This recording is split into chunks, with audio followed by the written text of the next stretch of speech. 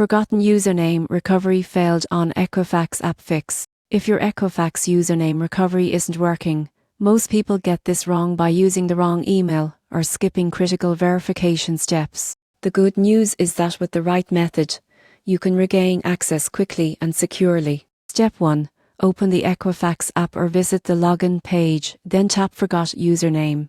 Enter the email linked to your account. Equifax will send a recovery email with your username or a secure link to reset your login credentials. Step 2. Check all email folders, including spam, junk, and promotions. Recovery email often land in unexpected folders. Avoid multiple requests in a short period, as this may temporarily block your account. Step 3. If your registered email is no longer active, collect essential verification information, including your full name, date of birth, social security number, and recent account activity. Contact Equifax support directly with these details to speed up recovery. Step 4. Once you've retrieved your username, store it securely in a password manager or secure note. Enabling two-factor authentication adds an extra layer of protection to prevent future login issues. Following these steps ensures you can regain access to your Equifax account efficiently. Careful verification and secure credential management are key to protecting your sensitive